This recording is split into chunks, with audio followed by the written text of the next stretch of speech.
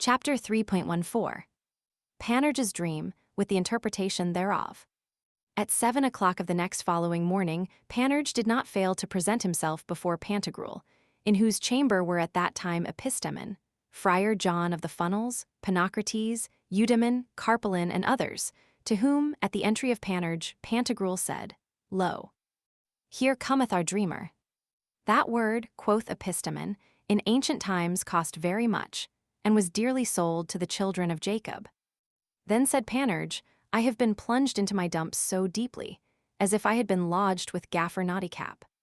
Dreamed indeed I have, and that right lustily. But I could take along with me no more thereof that I did goodly understand, save only that, in my vision had a pretty, fair, young, gallant, handsome woman, who no less lovingly and kindly treated and entertained me, hugged, cherished, cockered, dandled, and made much of me, as if I had been another neat dilly-darling minion, like Adonis. Never was man more glad than I was then. My joy at that time was incomparable. She flattered me, tickled me, stroked me, groped me, frizzled me, curled me, kissed me, embraced me, laid her hands about my neck, and now and then made jestingly pretty little horns above my forehead. I told her in the like disport, as I did play the fool with her, that she should rather place and fix them in a little below mine eyes, that I might see the better what I should stick at with them. For, being so situated, Momus then would find no fault therewith, as he did once with the position of the horns of bulls. The wanton, toying girl, notwithstanding any remonstrance of mine to the contrary, did always drive and thrust them further in. Yet thereby, which to me seemed wonderful, she did not do me any hurt at all. A little after, though I know not how, I thought I was transformed into a tabor, and she into a chough. My sleeping there being interrupted, I awaked in a start, angry, displeased, perplexed, chafing, and very wroth. There have you a large platter full of dreams, make thereupon good cheer, and, if you please, spare not to interpret them according to the understanding which you may have in them. Come, Carpalin, let us to breakfast. To my sense and meaning, quoth Pantagruel, if I have skill or knowledge in the art of divination by dreams, your wife will not really, and to the outward appearance of the world, plant or set horns, and stick them fast in your forehead, after a visible manner, as satyrs used to wear and carry them. But she will be so far from preserving herself loyal in the discharge and observance of a conjugal duty, that, on the contrary, she will violate her plighted faith, break her marriage oath, infringe all matrimonial ties, prostitute her body to the dalliance of other men, and so make you a cuckold. This point is clearly and manifestly explained and expounded by Artemidorus, just as I have related it. Nor will there be any metamorphosis or transmutation made of you into a drum or tabor, but you will surely be as soundly beat as ever was tabor at a merry wedding. Nor yet will she be changed into a cho, but will steal from you, chiefly in the night, as is the nature of that thievish bird. Hereby may you perceive your dreams to be in every jot conform, and agreeable to the Virgilian lots. A cuckold you will be, beaten and robbed.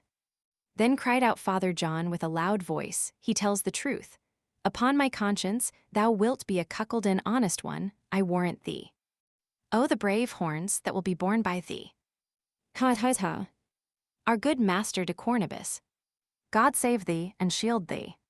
Wilt thou be pleased to preach but 2 words of a sermon to us, and I will go through the parish church to gather up alms for the poor. You are, quoth Panurge, very far mistaken in your interpretation, for the matter is quite contrary to your sense thereof.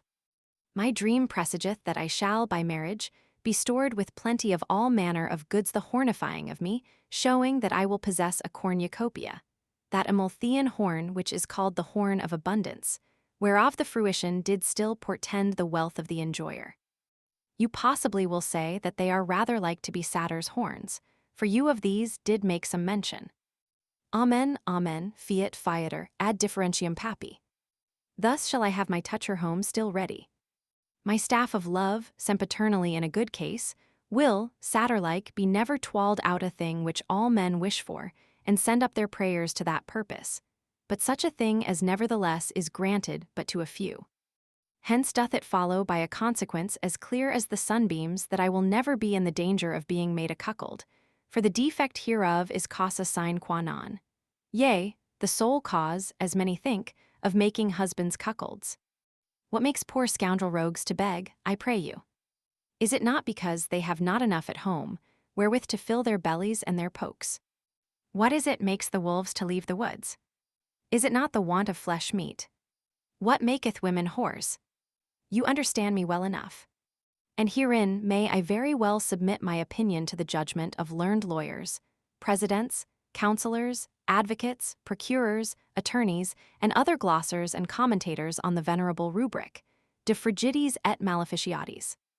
You are, in truth, sir, as it seems to me, excuse my boldness if I have transgressed, in a most palpable and absurd error to attribute my horns to cuckoldry.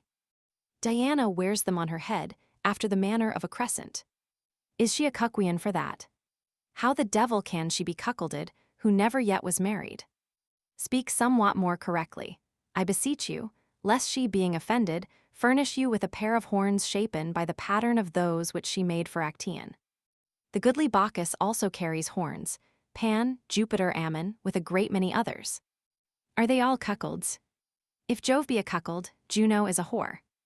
This follows by the figure metalepsis, as to call a child, in the presence of his father and mother, a bastard or whore's son, is tacitly and under board no less than if he had said openly the father is a cuckold and his wife a punk. Let our discourse come nearer to the purpose. The horns that my wife did make me are horns of abundance, planted and grafted in my head for the increase and shooting up of all good things. This will I affirm for truth, upon my word, and pawn my faith and credit both upon it. As for the rest, I will be no less joyful, frolic, glad, cheerful, merry, jolly, and gamesome than a well-bended tabor in the hands of a good drummer at a nuptial feast, still making a noise, still rolling, still buzzing and cracking. Believe me, sir, in that consisteth none of my least good fortunes.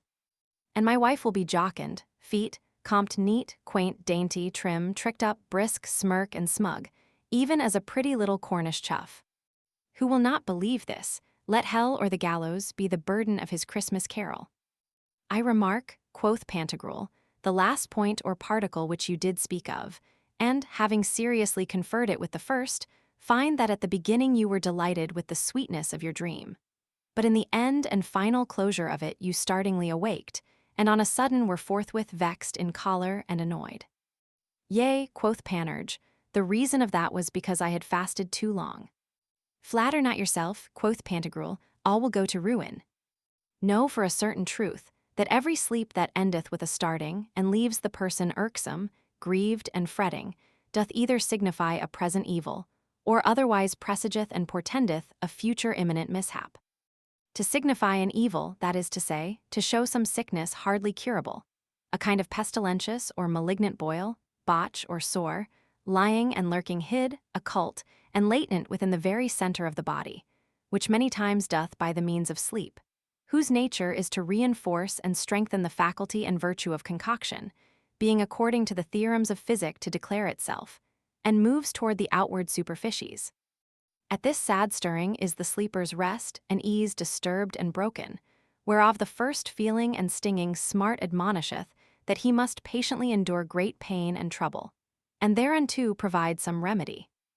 As when we say proverbially, to incense hornets, to move a stinking puddle, and to awake a sleeping lion instead of these more usual expressions, and of a more familiar and plain meaning, to provoke angry persons, to make a thing the worse by meddling with it, and to irritate a testy choleric man when he is at quiet. On the other part, to presage or foretell an evil, especially in what concerneth the exploits of the soul in matter of somnial divinations, is as much to say as that it giveth us to understand that some dismal fortune or mischance is destinated and prepared for us, which shortly will not fail to come to pass. A clear and evident example hereof is to be found in the dream and dreadful awaking of Hecuba, as likewise in that of Eurydice, the wife of Orpheus, neither of which was no sooner finished, saith Aeneas, but that incontinently thereafter they awaked in a start, and were affrighted horribly. Thereupon these accidents ensued. Hecuba had her husband Priamus, together with her children, slain before her eyes, and saw then the destruction of her country, and Eurydice died speedily thereafter in a most miserable manner. Aeneas, dreaming that he spoke to Hector a little after his decease, did on a sudden in a great start awake, and was afraid. Now hereupon did follow this event. Troy that same night was spoiled, sacked, and burnt. At another time, the same Aeneas dreaming that he saw his familiar geniuses and Penates, in a ghastly fright and astonishment awaked, of which terror and amazement the issue was, that the very next day subsequent, by a most horrible tempest on the sea, he was like to have perished and been cast away. Moreover, Turnus being prompted, instigated, and stirred up by the fantastic vision of an infernal fury to enter into a bloody war against Aeneas, awaked in a start much troubled and disquieted in spirit. In sequel whereof, after many notable and famous routs, defeats, and discomfitures in open field, he came at last to be killed in a single combat by the said Aeneas. 1,000 other instances could afford, if it were needful of this matter. Whilst I relate these stories of Aeneas, remark the saying of Fabius Pictor, who faithfully averred that nothing had at any time befallen unto, was done, or enterprised by him, whereof he prealably had not notice, and beforehand foreseen it to the full, by sure predictions altogether founded on the oracles of somnial divination. To this there is no want of pregnant reasons, no more than of examples. For if repose and rest in sleeping be a special gift and favor of the gods, as is maintained by the philosophers, and by the poet attested in these lines, then sleep, that heavenly gift, came to refresh of human laborers the wearied flesh. Such a gift or benefit can never finish or terminate in wrath and indignation, without portending some unlucky fate and most disastrous fortune to ensue. Otherwise it were a molestation, and not an ease, a scourge and not a gift, at least, not proceeding from the gods above, but from the infernal devils our enemies, according to the common vulgar saying.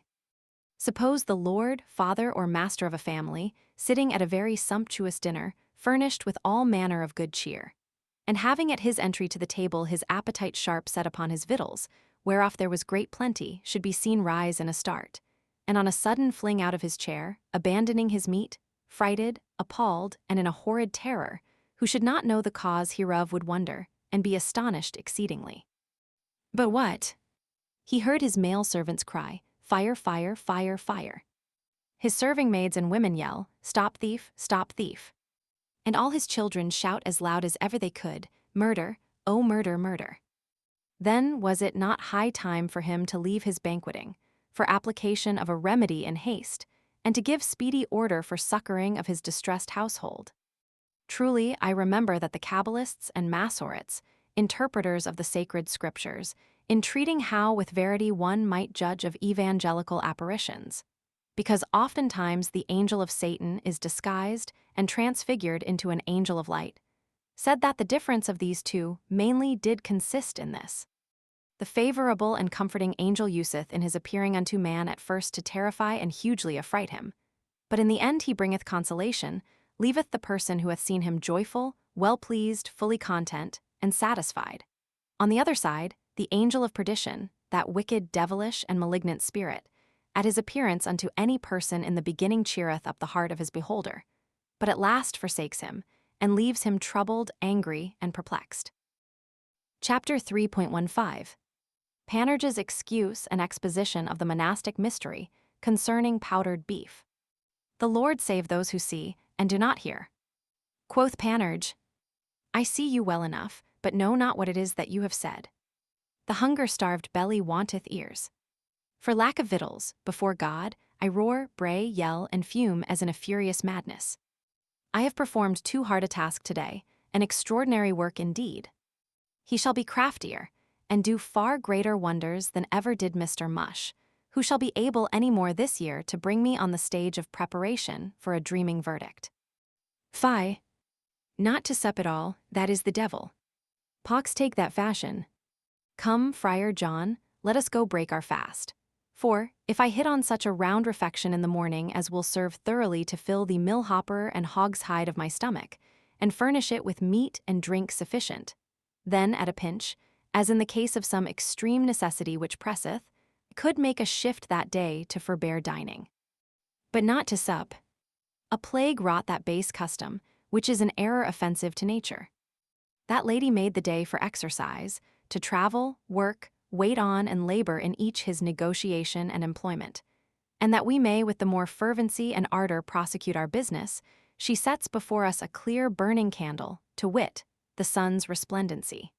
And at night, when she begins to take the light from us, she thereby tacitly implies no less than if she would have spoken thus unto us: My lads and lasses, all of you are good and honest folks. You have wrought well today.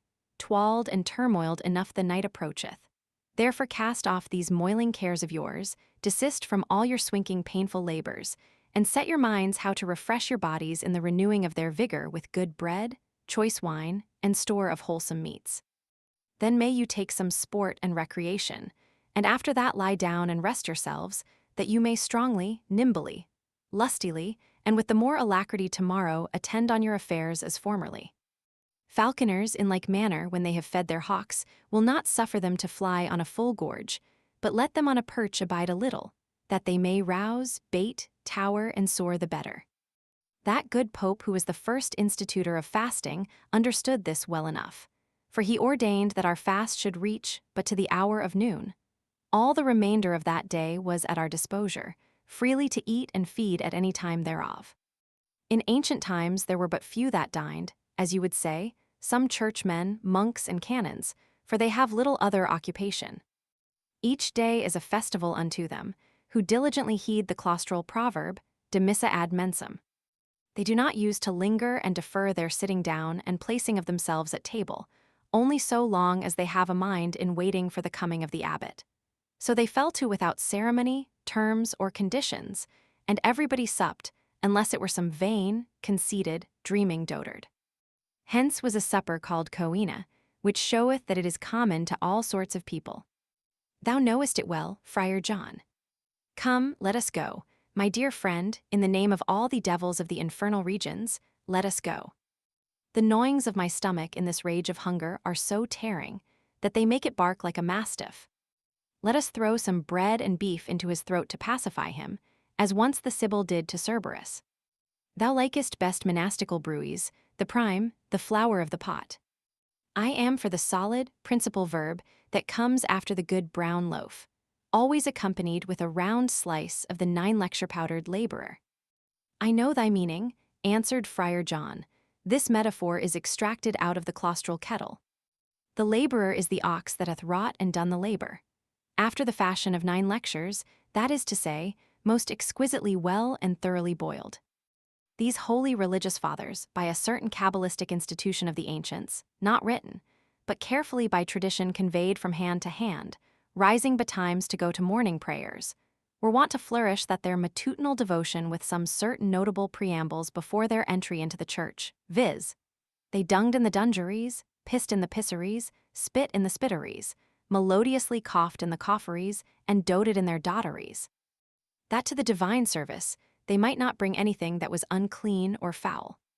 These things thus done, they very zealously made their repair to the holy chapel, for so was in their canting language termed the convent kitchen, where they with no small earnestness had care that the beef pot should be put on the crook for the breakfast of the religious brothers of our Lord and Saviour, and the fire they would kindle under the pot themselves.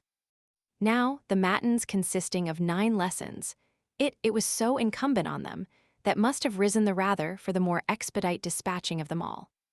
The sooner that they rose, the sharper was their appetite and the barkings of their stomachs, and the gnawings increased in the like proportion, and consequently made these godly men thrice more a-hungered and athirst than when their matins were hemmed over only with 3 lessons. The more betimes they rose, by the said cabal, the sooner was the beef pot put on.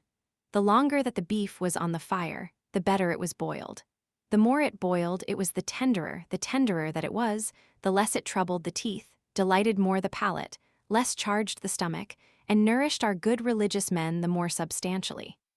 Which is the only end and prime intention of the first founders, as appears by this, that they eat not to live, but live to eat, and in this world have nothing but their life. Let us go, Panurge. Now have I understood thee, quoth Panurge, my plush-cod friar, my cabeline and claustral ballack. I freely quit the costs, interest, and charges, seeing you have so egregiously commented upon the most especial chapter of the culinary and monastic cabal. Come along, my Carpelin, and you, Friar John, my leather dresser. Good morrow to you all, my good lords.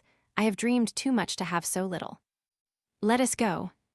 Panurge had no sooner done speaking than Epistemon with a loud voice said these words. It is a very ordinary and common thing amongst men to conceive, foresee, know, and presage the misfortune, bad luck, or disaster of another. But to have the understanding, providence, knowledge, and prediction of a man's own mishap is very scarce and rare to be found anywhere. This is exceeding judiciously and prudently deciphered by Aesop in his Apologues, who there affirmeth that every man in the world carrieth about his neck a wallet, in the forebag, whereof were contained the faults and mischances of others always exposed to his view and knowledge. And in the other script thereof, which hangs behind, are kept the bearer's proper transgressions and inauspicious adventures, at no time seen by him, nor thought upon, unless he be a person that hath a favorable aspect from the heavens. Chapter 3.16. How Pantagruel adviseth Panurge to consult with the Sibyl of Panzoust. A little while thereafter Pantagruel sent for Panurge, and said unto him, The affection which I bear you being now inveterate and settled in my mind by a long continuance of time, prompteth me to the serious consideration of your welfare and profit. In order whereto, remark what I have thought thereon. It hath been told me that at Panzoust, near Crewley, dwelleth a very famous Sibyl, who is endowed with the skill of foretelling all things to come. Take Epistemon in your company, repair towards her, and hear what she will say unto you. She is possibly, quoth Epistemon, some Canidia, Sagana, or Pythonissa, either whereof with us is vulgarly called a witch, I being the more easily induced to give credit to the truth of this character of her, that the place of her abode is vilely stained with the abominable repute of abounding more with sorcerers and witches than ever did the plains of Thessaly. I should not, to my thinking, go thither willingly, for that it seems to me a thing unwarrantable, and altogether forbidden in the law of Moses. We are not Jews, quoth Pantagruel, nor is it a matter judiciously confessed by her, nor authentically proved by others that she is a witch. Let us for the present suspend our judgment, and defer till after your return from thence the sifting and garbling of those niceties. Do we know but that she may be an 11th Sibyl or a second Cassandra? But although she were neither, and she did not merit the name or title of any of these renowned prophetesses, what hazard, in the name of God, do you run by offering to talk and confer with her of the instant perplexity and perturbation of your thoughts? Seeing especially, and which is most of all, she is, in the estimation of those that are acquainted with her, held to know more, and to be of a deeper reach of understanding, than is either customary to the country wherein she liveth or to the sex whereof she is. What hindrance, hurt, or harm doth the laudable desire of knowledge bring to any man, were it from a sot, a pot, a fool, a stool, a winter mitten, a truckle for a pulley, the lid of a goldsmith's crucible, an oil bottle, or old slipper? You may remember to have read, or heard at least, that Alexander the Great, immediately after his having obtained a glorious victory over the King Darius in Arbela, refused, in the presence of the splendid and illustrious courtiers that were about him, to give audience to a poor certain despicable-like fellow, who through the solicitations and mediation of some of his royal attendants was admitted humbly to beg that grace and favor of him. But sore did he repent, although in vain, 1,010,000 times thereafter, the surly state which he then took upon him to the denial of so just a suit, the grant whereof would have been worth unto him the value of a brace of potent cities. He was indeed victorious in Persia, but withal so far distant from Macedonia, his hereditary kingdom, that the joy of the one did not expel the extreme grief which through occasion of the other he had inwardly conceived. For not being able with all his power to find or invent a convenient mean and expedient how to get or come by the certainty of any news from thence, both by reason of the huge remoteness of the places from one to another, as also because of the impetitive interposition of many great rivers, the interjacent obstacle of divers wild deserts, and obstructive interjection of sundry almost inaccessible mountains, whilst he was in this sad quandary and solicitous pensiveness, which, you may suppose, could not be of a small vexation to him, considering that it was a matter of no great difficulty to run over his whole native soil. possess his country, seize on his kingdom, install a new king in the throne, and plant thereon foreign colonies, long before he could come to have any advertisement of it. For obviating the jeopardy of so dreadful inconveniency, and putting a fit remedy thereto, a certain Sidonian merchant of a low stature but high fancy, very poor in show, and to the outward appearance of little or no account, having presented himself before him, went about to affirm and declare that he had excogitated and hit upon a ready mean, and way by the which those of his territories at home should come to the certain notice of his Indian victories, and himself be perfectly informed of the state and condition of Egypt and Macedonia within less than 5 days. Whereupon the said Alexander, plunged into a sullen animadvertency of mind, through his rash opinion of the improbability of performing a so strange and impossible-like undertaking, dismissed the merchant without giving ear to what he had to say, and vilified him. What could it have cost him to hearken unto what the honest man had invented and contrived for his good? What detriment, annoyance, damage, or loss could he have undergone to listen to the discovery of that secret, which the good fellow would have most willingly revealed unto him? Nature, I am persuaded, did not without a cause frame our ears open, putting thereto no gate at all, nor shutting them up with any manner of enclosures, as she hath done unto the tongue, the eyes, and other such outjetting parts of the body. The cause, as I imagine, is to the end that every day and every night, and that continually, we may be ready to hear, and by a perpetual hearing apt to learn. For of all the senses, it is the fittest for the reception of the knowledge of arts, sciences, and disciplines, and it may be that man was an angel, that is to say, a messenger sent from God, as Raphael was to Tobit. Too suddenly did he contemn, despise, and misregard him, but too long thereafter, by an untimely and too late repentance, did he do penance for it. You say very well, answered Epistemon, yet shall you never for all that induce me to believe that it can tend any way to the advantage or commodity of a man to take advice and counsel of a woman, namely, of such a woman, and the woman of such a country. Truly I have found, quoth Panurge, a great deal of good in the counsel of women, chiefly in that of the old wives amongst them. For every time I consult with them, I readily get a stool or two extraordinary, to the great solace of my bumgut passage. They are as sleuth-hounds in the infallibility of their scent, and in their sayings no less sententious than the rubrics of the law. Therefore, in my conceit, it is not an improper kind of speech to call them sage or wise women. In confirmation of which opinion of mine, the customary style of my language alloweth them the denomination of presage women. The epithet of sage is due unto them, because they are surpassing dexterous in the knowledge of most things. And I give them the title of presage, for that they divinely foresee and certainly foretell future contingencies and events of things to come. Sometimes I call them not monettes, but monettes, from their wholesome monitions.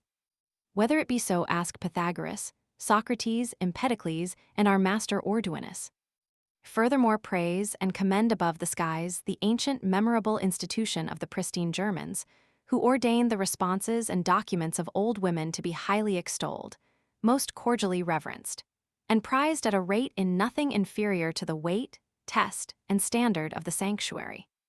And as they were respectfully prudent in receiving of these sound advices, so by honoring and following them, did they prove no less fortunate in the happy success of all their endeavors.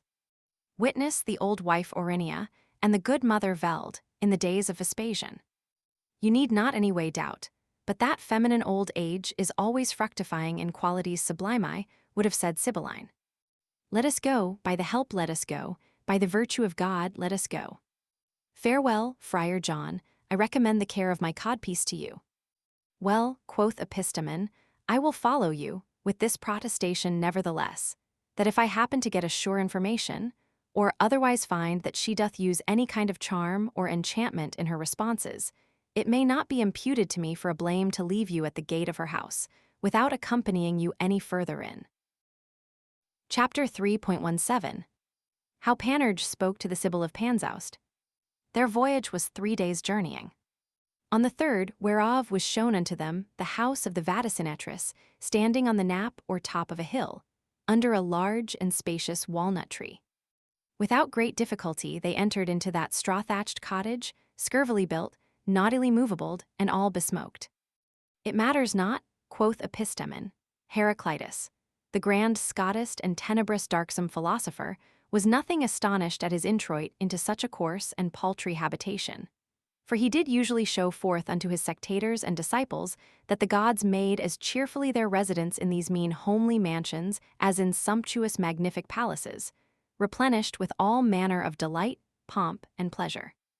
I withal do really believe that the dwelling place of the so famous and renowned Hecate was just such another petty cell as this is, when she made a feast therein to the valiant Theseus.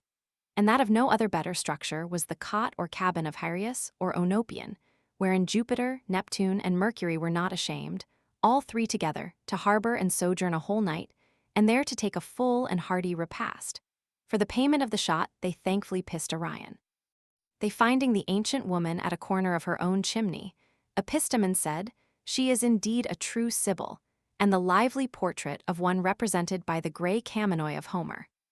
The old hag was in a pitiful bad plight and condition in matter of the outward state and complexion of her body, the ragged and tattered equipage of her person in the point of accoutrement, and beggarly poor provision of fare for her diet and entertainment, for she was ill apparelled, worse nourished, toothless, blear-eyed, crook-shouldered, snotty, her nose still dropping, and herself still drooping, faint, and pithless. Whilst in this woefully wretched case, she was making ready for her dinner porridge of wrinkled green coleworts, with a bit skin of yellow bacon, mixed with a twice-before-cooked sort of waterish, unsavory broth, extracted out of bare and hollow bones. Epistemon said, by the cross of a groat, we are to blame, nor shall we get from her any response at all, for we have not brought along with us the branch of gold. I have, quoth Panurge, provided pretty well for that, for here I have it within my bag, in the substance of a gold ring, accompanied with some fair pieces of small money.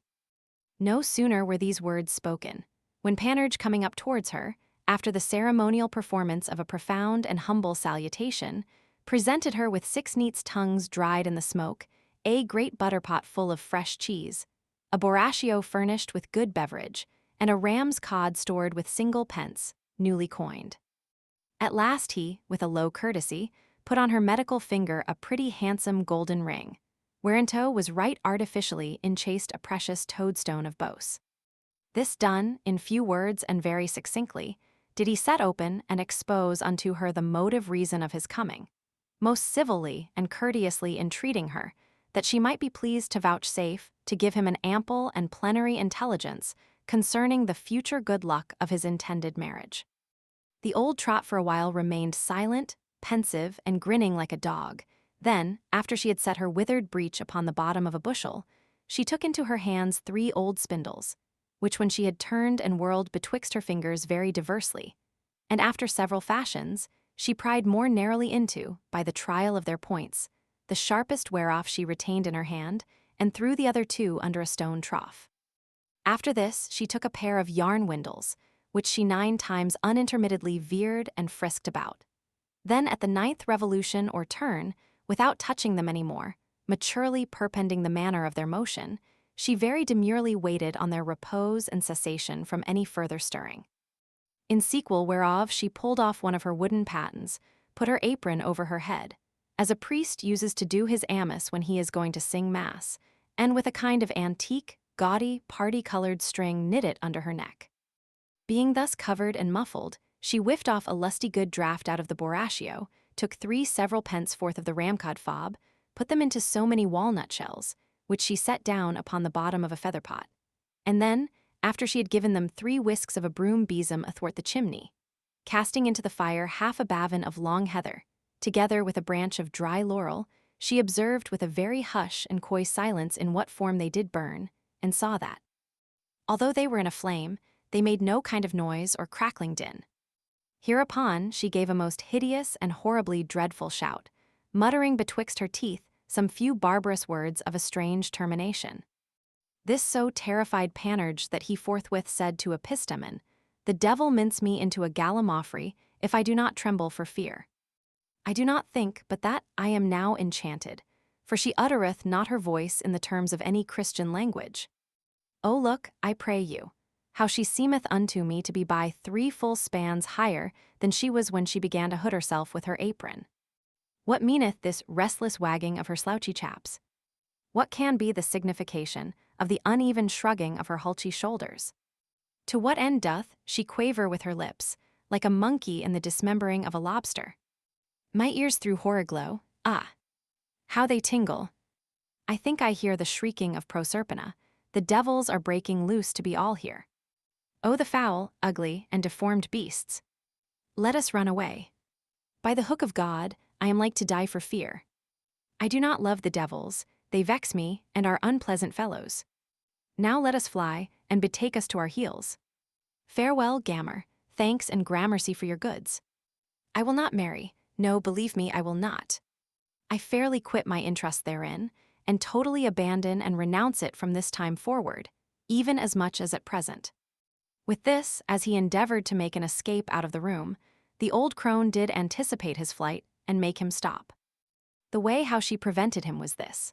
Whilst in her hand she held the spindle, she flung out to a backyard close by her lodge, where, after she had peeled off the barks of an old sycamore 3 several times, she very summarily, upon 8 leaves which dropped from thence, wrote with the spindle point some curt and briefly couched verses, which she threw into the air, then said unto them, Search after them if you will.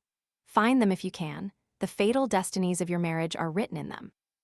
No sooner had she done thus speaking than she did withdraw herself unto her lurking hole, where on the upper seat of the porch she tucked up her gown, her coats, and smock as high as her armpits, and gave them a full inspection of the knockandrow, which being perceived by Panurge, he said to Epistemon, God's bodykins, I see the Sibyl's hole. She suddenly then bolted the gate behind her, and was never since seen any more. They jointly ran in haste after the fallen and dispersed leaves, and gathered them at last, though not without great labor and toil, for the wind had scattered them amongst the thorn bushes of the valley. When they had ranged them each after other in their due places, they found out their sentence, as it is metrified in this octave stitch. Thy fame upheld, properly, as corrected by Ozil, thy fame will be shelled by her, I trow. Even so, and she with child of thee, no. Thy good end suck she shall, and flay thee, friend, but not all. Chapter 3.18 How Pantagruel and Panurge did diversely expound the verses of the Sibyl of Panzoust. The leaves being thus collected and orderly disposed, Epistemon and Panurge returned to Pantagruel's court, partly well pleased and other part discontented, glad for their being come back, and vexed for the trouble they had sustained by the way, which they found to be craggy, rugged, stony, rough, and ill-adjusted. They made an ample and full relation of their voyage unto Pantagruel, as likewise of the estate and condition of the Sibyl. Then, having presented to him the leaves of the sycamore, they show him the short and twaddle verses that were written in them. Pantagruel, having read and considered the whole sum and substance of the matter, fetched from his heart a deep and heavy sigh. Then said to Panurge, You are now, forsooth, in a good taking, and have brought your hogs to a fine market. The prophecy of the Sibyl doth explain and lay out before us the same very predictions which have been denoted, foretold, and presaged to us by the decree of the Virgilian lots and the verdict of your own proper dreams. To wit, that you shall be very much disgraced, shamed, and discredited by your wife. For that she will make you a cuckold in prostituting herself to others, being big with child by another than you, will steal from you a great deal of your goods, and will beat you, scratch and bruise you, even to plucking the skin in a part from off you, will leave the print of her blows in some member of your body. You understand as much, answered Panurge, in the veritable interpretation and expounding of recent prophecies as a sow in the matter of spicery. Be not offended, sir, I beseech you, that I speak thus boldly, for I find myself a little in choler, and that not without cause, seeing it is the contrary that is true. Take heed, and give attentive ear unto my words. The old wife said that, as the bean is not seen till first it be unhusked, and that its swad or hull be shelled and peeled from off it, so is it that my virtue and transcendent worth will never come by the mouth of fame to be blazed abroad proportionable to the height, extent, and measure of the excellency thereof, until prealably I get a wife and make the full half of a married couple. How many times have I heard you say that the function of a magistrate, or office of dignity, discovereth the merits, parts, and endowments of the person so advanced and promoted, and what is in him.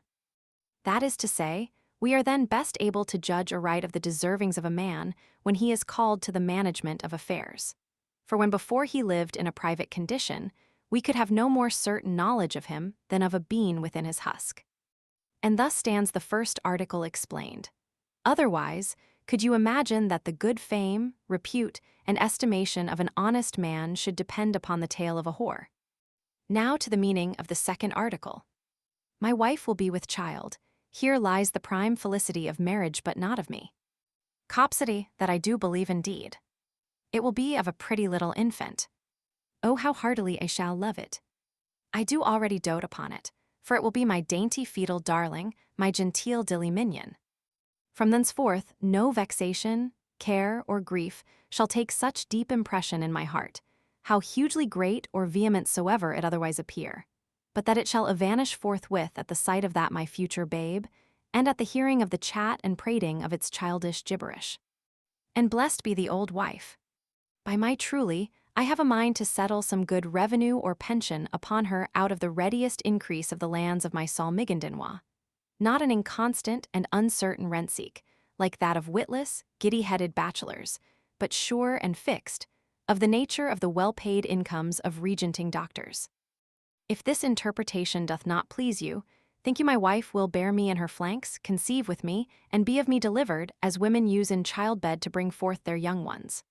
So as that it may be said, Panurge is a second Bacchus. He hath been twice born. He is reborn, as was Hippolytus's was Proteus, one time of Thetis, and secondly of the mother of the philosopher Apollonius's were the two Pallassae, near the flood Simethos in Sicily. His wife was big of child with him. In him is renewed, and begun again the palintasy of the Megarians, and the palingenesy of Democritus. Fie upon such errors! To hear stuff of that nature rends mine ears. The words of the third article are, she will suck me at my best end. Why not? That pleaseth me right well. You know the thing, I need not tell you that it is my intercrural pudding with one end. I swear and promise that, in what I can, I will preserve it sappy, full of juice, and as well victualled for her use as may be. She shall not suck me, I believe, in vain, nor be destitute of her allowance. There shall her justum both in peck and lippy be furnished to the full eternally. You expound this passage allegorically, and interpret it to theft and larceny. I love the exposition, and the allegory pleaseth me, but not according to the sense wheredo you stretch it. It may be that the sincerity of the affection which you bear me moveth you to harbor in your breast those refractory thoughts concerning me, with a suspicion of my adversity to come. We have this saying from the learned, that a marvelously fearful thing is love, and that true love is never without fear. But, sir, according to my judgment, you do understand both of and by yourself that here stealth signifieth nothing else, no more than in 1,000 other places of Greek and Latin, old and modern writings, but the sweet fruits of amorous dalliance, which Venus liketh best when reaped in secret, and culled by fervent lovers filchingly. Why so, I prithee tell? Because, when the feat of the loose goat skirmish happeneth to be done underhand and privily, between two well-disposed, athwart the steps of a pair of stairs lurkingly, and in covert behind a suit of hangings, or clothes hid and trussed upon an unbound faggot, it is more pleasing to the Cyprian goddess. And to me also I speak this without prejudice to any better or more sound opinion than to perform that culbusting art after the cynic manner, in the view of the clear sunshine, or in a rich tent, under a precious stately canopy, within a glorious and sublime pavilion, or yet on a soft couch betwixt rich curtains of cloth of gold, without affrightment, at long intermediate respites, enjoying of pleasures and delights a belliful, at all great ease, with a huge fly-flap fan of crimson satin, and a bunch of feathers of some East Indian ostrich serving to give chase unto the flies all round about. Whilst in the interim, the female picks her teeth with a stiff straw, picked even then from out of the bottom of the bed she lies on. If you be not content with this my exposition, are you of the mind that my wife will suck and sup me up, as people used to gulp and swallow oysters out of the shell? Or as the Cilician women, according to the testimony of Dioscorides, were wont to do the grain of alkermes? Assuredly that is an error. who seizeth on it doth neither gulch up nor swill down, but takes away what hath been packed up, catcheth, snatcheth, and plies the play of hay pass, repass. The fourth article doth imply that my wife will flay me, but not all. Oh, the fine word! You interpret this to beating strokes and blows. Speak wisely. Will you eat a pudding? Sir, I beseech you to raise up your spirits above the low-sized pitch of earthly thoughts unto that height of sublime contemplation, which reacheth to the apprehension of the mysteries and wonders of Dame Nature.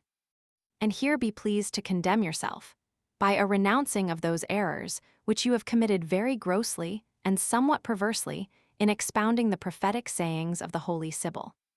Yet put the case, albeit I yield not to it, that, by the instigation of the devil, my wife should go about to wrong me, make me a cuckold downwards to the very breach, disgrace me otherwise, steal my goods from me, yea, and lay violently her hands upon me, she nevertheless should fail of her attempts and not attain to the proposed end of her unreasonable undertakings. The reason which induceth me hereto is grounded totally on this last point, which is extracted from the profoundest privacies of a monastic pantheology, as good Friar Arthur Wagtail told me once upon a Monday morning, as we were, if I have not forgot, eating a bushel of trotter pies, and I remember well it rained hard. God give him the good morrow. The women at the beginning of the world, or a little after, conspired to flay the men quick, because they found the spirit of mankind inclined to domineer it, and bear rule over them upon the face of the whole earth. And, in pursuit of this, their resolution, promised, confirmed, swore, and covenanted amongst them all, by the pure faith they owe to the nocturnal Sanct Rogero. But oh, the vain enterprises of women! Oh, the great fragility of that sex feminine! They did begin to flay the man, or peel him, as says Catullus, at that member which of all the body they loved best, to wit, the nervous and cavernous cane, and that above 5,000 years ago. Yet have they not of that small part alone flayed any more till this hour but the head. In mere despite whereof the Jews snip off that parcel of the skin in circumcision, choosing far rather to be called clipyards, rascals, than to be flayed by women, as are other nations. My wife, according to this female covenant, will flay it to me, if it be not so already. I heartily grant my consent thereto, but will not give her leave to flay it all. Nay, truly will I not, my noble king. Yea, but, quoth Epistemon, you say nothing of her most dreadful cries and exclamations, when she and we both saw the laurel bough burn, without yielding any noise or crackling. You know it is a very dismal omen, and an auspicious sign, unlucky indis, and token formidable, bad, disastrous, and most unhappy, as is certified by Propertius, Tibullus, the quick philosopher Porphyrius, Eustathius on the Iliads of Homer, and by many others. Verily, verily, quoth Panurge, brave are the allegations which you bring me, and testimonies of two-footed calves.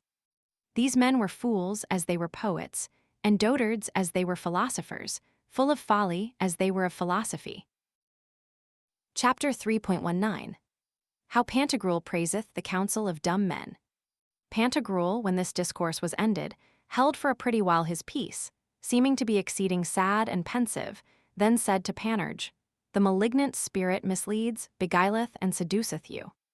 I have read that in times past the surest, and most veritable oracles were not those which either were delivered in writing or uttered by word of mouth in speaking. For many times, in their interpretation, right witty, learned, and ingenious men have been deceived through amphibologies, equivokes, and obscurity of words, no less than by the brevity of their sentences. For which cause Apollo, the god of vaticination, was surnamed Loxias. Those which were represented, then by signs and outward gestures were accounted the truest and the most infallible. Such was the opinion of Heraclitus. And Jupiter did himself in this manner give forth in Ammon frequently predictions. Nor was he single in this practice, for Apollo did the like amongst the Assyrians. His prophesying thus unto those people moved them to paint him with a large long beard, and clothes beseeming an old settled person of a most posed, staid, and grave behavior, not naked, young, and beardless, as he was portrayed most usually amongst the Grecians. Let us make trial of this kind of fatidicency, and go you take advice of some dumb person without any speaking. I am content, quoth Panurge. But, says Pantagruel, It were requisite that the dumb you consult with be such as have been deaf from the hour of their nativity, and consequently dumb. For none can be so lively, natural, and kindly dumb as he who never heard. How is it, quoth Panurge, that you conceive this matter? If you apprehend it so, that never any spoke who had not before heard the speech of others, I will from that antecedent bring you to infer very logically a most absurd and paradoxical conclusion. But let it pass, I will not insist on it. You do not then believe what Herodotus wrote of two children, who, at the special command and appointment of Psammetichus, king of Egypt, having been kept in a petty country cottage, where they were nourished and entertained in a perpetual silence, did at last, after a certain long space of time, pronounce this word bec, which in the Phrygian language signifieth bread. Nothing less, quoth Pantagruel, do I believe than that it is a mere abusing of our understandings to give credit to the words of those who say that there is any such thing as a natural language. All speeches have had their primary origin from the arbitrary institutions, accords, and agreements of nations in their respective condescendments to what should be noted and betokened by them. An articulate voice, according to the dialecticians, hath naturally no signification at all, for that the sense and meaning thereof did totally depend upon the good will and pleasure of the first deviser and imposer of it. I do not tell you this without a cause, for Barthalus lib. 5. De verb. Oblig.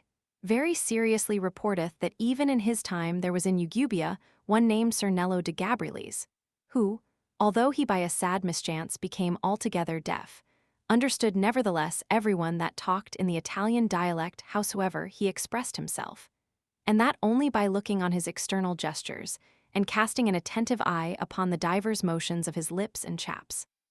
Have read, I remember also, in a very literate and eloquent author, that Tiridates, king of Armenia in the days of Nero, made a voyage to Rome, where he was received with great honor and solemnity, and with all manner of pomp and magnificence. Yea, to the end there might be a sempiternal amity and correspondence preserved betwixt him and the Roman Senate. There was no remarkable thing in the whole city which was not shown unto him. At his departure, the emperor bestowed upon him many ample donatives of an inestimable value, and besides, the more entirely to testify his affection towards him, heartily entreated him to be pleased to make choice of any whatsoever thing in Rome was most agreeable to his fancy, with a promise juramentally confirmed that he should not be refused of his demand. Thereupon, after a suitable return of thanks for a so gracious offer, he required a certain Jack Pudding whom he had seen to act his part most egregiously upon the stage, and whose meaning, albeit he knew not what it was he had spoken, he understood perfectly enough by the signs and gesticulations which he had made. And for this suit of his, in that he asked nothing else, he gave this reason, that in the several wide and spacious dominions which were reduced under the sway and authority of his sovereign government, there were sundry countries and nations much differing from one another in language, with whom, whether he was to speak unto them or give any answer to their requests, he was always necessitated to make use of divers sorts of truchmen and interpreters. Now with this man alone, sufficient for supplying all their places, will that great inconveniency hereafter be totally removed, seeing he is such a fine gesticulator, and in the practice of chirology an artist so complete, expert, and dexterous, that with his very fingers he doth speak. Howsoever, you are to pitch upon such a dumb one as is deaf by nature and from his birth, to the end that his gestures and signs may be the more vively and truly prophetic, and not counterfeit by the intermixture of some adulterate luster and affectation. Yet whether this dumb person shall be of the male or female sex is in your option, lieth at your discretion, and altogether dependeth on your own election. I would more willingly, quoth Panurge, consult with and be advised by a dumb woman, were it not that I am afraid of two things. The first is, that the greater part of women, whatever be that they see, do always represent unto their fancies, think, and imagine, that it hath some relation to the sugared entering of the goodly Ithaphalos, and graphing in the cleft of the overturned tree the quickset imp of the pin of copulation. Whatever signs, shows, or gestures we shall make, or whatever our behavior, carriage, or demeanor shall happen to be in their view and presence, They will interpret the whole in reference to the act of androgenation and the culbutizing exercise, by which means we shall be abusively disappointed of our designs, in regard that she will take all our signs for nothing else, but tokens and representations of our desire to entice her unto the lists of a Cyprian combat or Katzingani skirmish. Do you remember what happened at Rome 260 years after the foundation thereof? A young Roman gentleman encountering by chance, at the foot of Mount Celion, with a beautiful Latin lady named Verona, who from her very cradle upwards had always been both deaf and dumb, very civilly asked her, not without a chironomatic Italianizing of his demand, with various gesticulations of his fingers and other gesticulations as yet customary amongst the speakers of that country, what senators in her descent from the top of the hill she had met with going up thither. For you are to conceive that he, knowing no more of her deafness than dumbness, was ignorant of both. She in the meantime, who neither heard nor understood so much as one word of what he had said, straight imagined, by all that she could apprehend in the lovely gesture of his manual signs, that what he then required of her was what herself had a great mind to, even that which a young man doth naturally desire of a woman.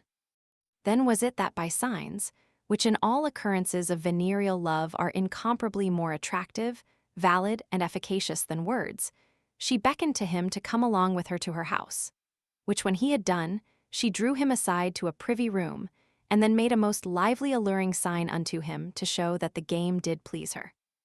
Whereupon, without any more advertisement, or so much as the uttering of one word on either side, they fell to and bringardized it lustily. The other cause of my being averse from consulting with dumb women is, that to our signs they would make no answer at all, but suddenly fall backwards in a divarication posture, to intimate thereby unto us the reality of their consent to the supposed motion of our tacit demands. Or if they should chance to make any countersigns responsory to our propositions, they would prove so foolish, impertinent, and ridiculous, that by them ourselves should easily judge their thoughts to have no excursion beyond the Duffling Academy. You know very well how at Brignoles, when the religious nun, Sister Fatbum, was made big with child by the young Stiffly Stantot, her pregnancy came to be known, and she cited by the abbess, and, in a full convention of the convent, accused of incest. Her excuse was that she did not consent thereto, but that it was done by the violence and impetuous force of the friar Stiffly Stantot. Hereto the abbess very austerely replying, "Thou naughty wicked girl, why didst thou not cry, a rape, a rape? Then should all of us have run to thy succor." Her answer was that the rape was committed in the door, where she durst not cry because it was a place of sempiternal silence. But quoth the abbess, "Thou roguish wench, why didst not thou then make some sign to those that were in the next chamber beside thee?" To this she answered that with her buttocks she made a sign unto them as vigorously as she could, yet never one of them did so much as offer to come to her help and assistance. But quoth the abbess, "Thou scurvy baggage, why didst thou not tell it me immediately after the perpetration of the fact, that so we might orderly, regularly, and canonically have accused him?" I would have done so, had the case been mine, for the clearer manifestation of mine innocency. "I truly, madam, would have done the like with all my heart and soul," quoth Sister Fatbum, "but that fearing I should remain in sin, and in the hazard of eternal damnation, if prevented by a sudden death, I did confess myself to the Father Friar before he went out of the room, who, for my penance, enjoined me not to tell it, or reveal the matter unto any. It were a most enormous and horrid offense, detestable before God and the angels, to reveal a confession. Such an abominable wickedness would have possibly brought down fire from heaven, wherewith to have burnt the whole nunnery, and sent us all headlong to the bottomless pit, to bear company with Cora, Dathan, and Abiram. You will not, quoth Pantagruel, with all your jesting, make me laugh. I know that all the monks, friars, and nuns had rather violate and infringe the highest of the commandments of God than break the least of their provincial statutes. Take you therefore Goat's Nose, a man very fit for your present purpose, for he is, and hath been, both dumb and deaf from the very remotest infancy of his childhood. Chapter 3.2. How Goat's Nose by signs maketh answer to Panurge. Goat's Nose being sent for, came the day thereafter to Pantagruel's court. At his arrival, to which Panurge gave him a fat calf, the half of a hog, 2 puncheons of wine, 1 load of corn, and 30 francs of small money. Then, having brought him before Pantagruel, in presence of the gentleman of the bedchamber, he made this sign unto him. He yawned a long time, and in yawning made without his mouth with the thumb of his right hand the figure of the Greek letter tau by frequent reiterations. Afterwards he lifted up his eyes to heavenwards, then turned them in his head like a she-goat in the painful fit of an absolute birth, in doing whereof he did cough and sigh exceeding heavily. This done, after that he had made demonstration of the want of his codpiece, he from under his shirt took his placket-tracket in a full grip, making it therewithal clack very melodiously betwixt his thighs. Then, no sooner had he with his body stooped a little forwards, and bowed his left knee, but that immediately thereupon, holding both his arms on his breast, in a loose faint-like posture, the one over the other, he paused a while. Goat's Nose looked wistly upon him, and having heedfully enough viewed him all over, he lifted up into the air his left hand, the whole fingers whereof he retained fistwise close together, except the thumb and the forefinger, whose nails he softly joined and coupled to one another. I understand, quoth Pantagruel, what he meaneth by that sign. It denotes marriage, and withal the number 30, according to the profession of the Pythagoreans. You will be married. Thanks to you, quoth Panurge, in turning himself towards Goat's Nose, my little sewer, pretty master's mate, dainty bailey, curious sergeant-marshal, and jolly catchpole leader. Then did he lift higher up than before his said left hand, stretching out all the 5 fingers thereof, and severing them as wide from one another as he possibly could get done. Here, says Pantagruel, doth he more amply and fully insinuate unto us, by the token which he showeth forth of the quinary number, that you shall be married. Yea, that you shall not only be affianced, betrothed, wedded, and married, but that you shall furthermore cohabit and live jollily and merrily with your wife. For Pythagoras called 5 the nuptial number, which, together with marriage, signifieth the consummation of matrimony, because it is composed of a ternary, the first of the odd, and binary, the first of the even numbers, as of a male and female knit and united together. In very deed it was the fashion of old in the city of Rome at marriage festivals to light 5 wax tapers. Nor was it permitted to kindle any more at the magnific nuptials of the most potent and wealthy, nor yet any fewer at the penurious weddings of the poorest and most abject of the world. Moreover, in times past, the heathen or paynims implored the assistance of 5 deities, or of one helpful, at least, in 5 several good offices to those that were to be married.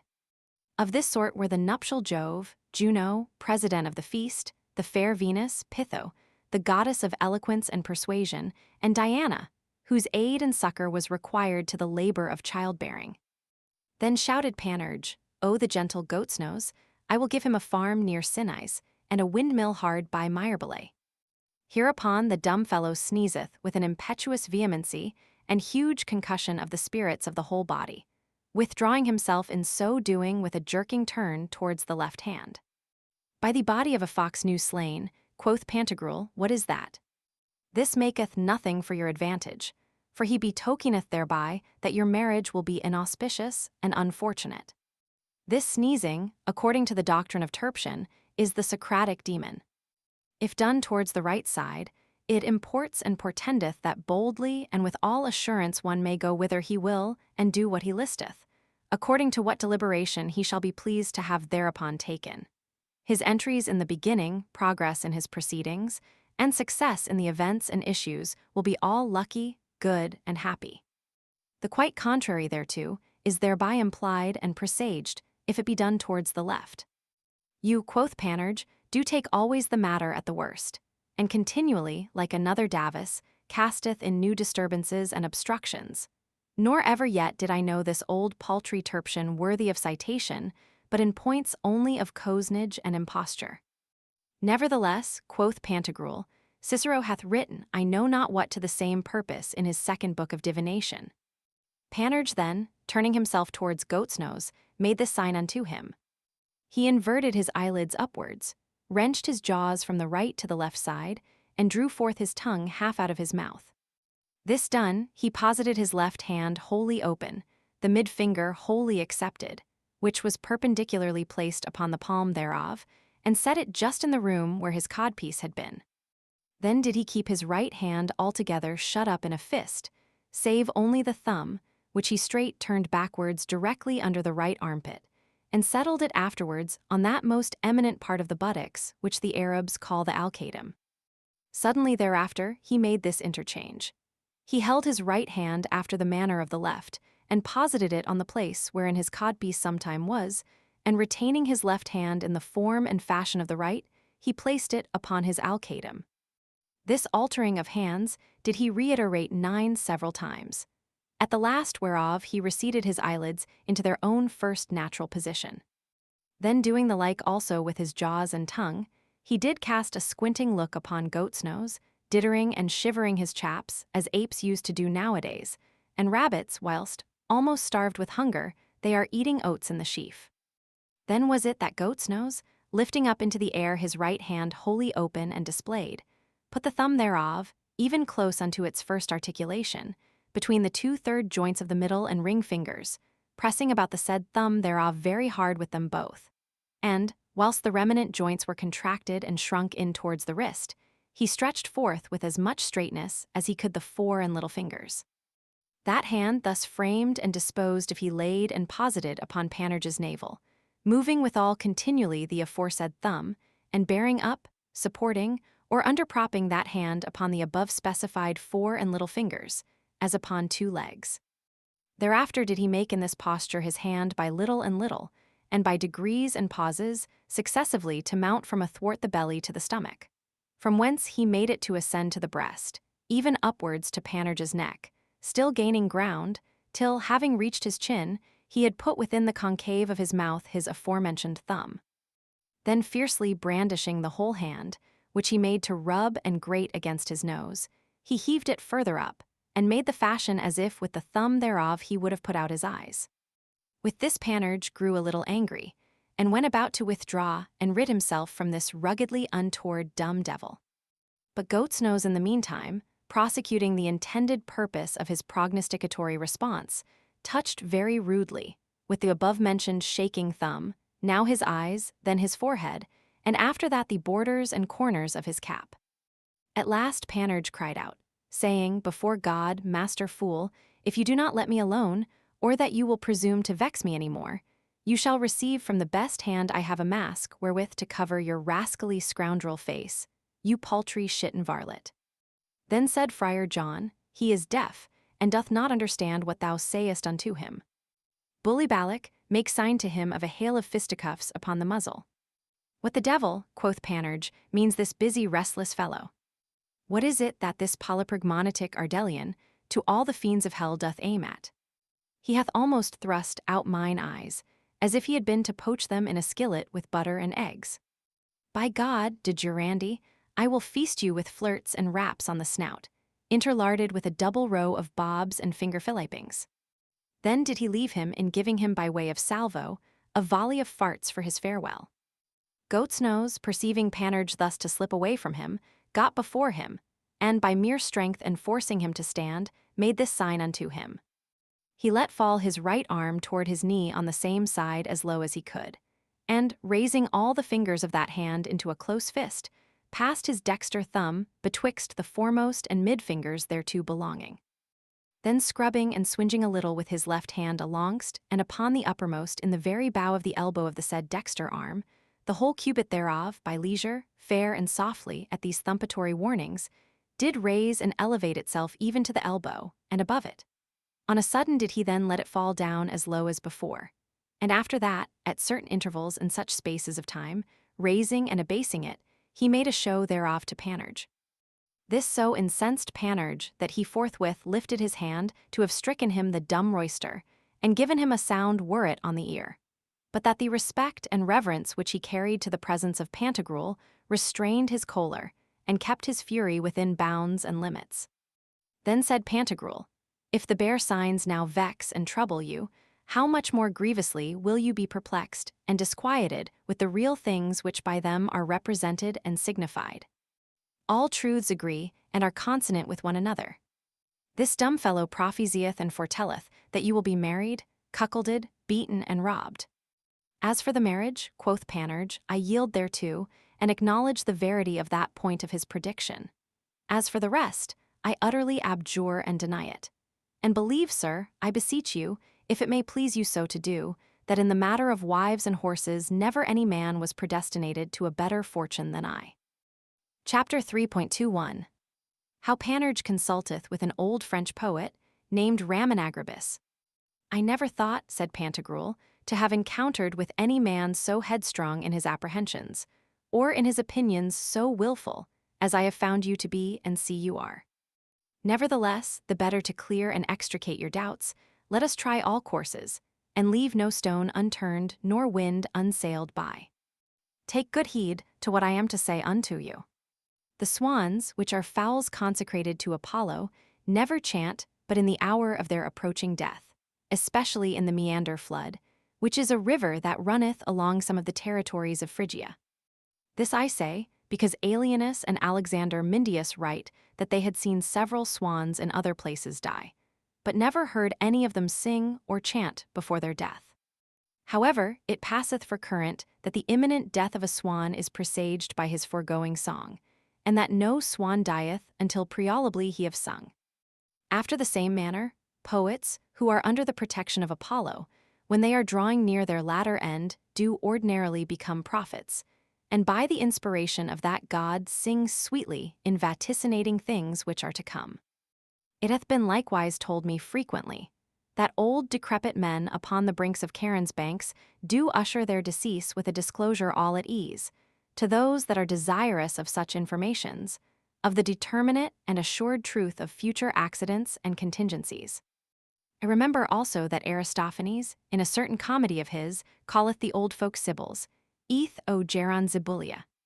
For as when, being upon a pier by the shore, we see afar off mariners, seafaring men, and other travellers alongst the curled waves of azure Thetis within their ships, we then consider them in silence only, and seldom proceed any further than to wish them a happy and prosperous arrival.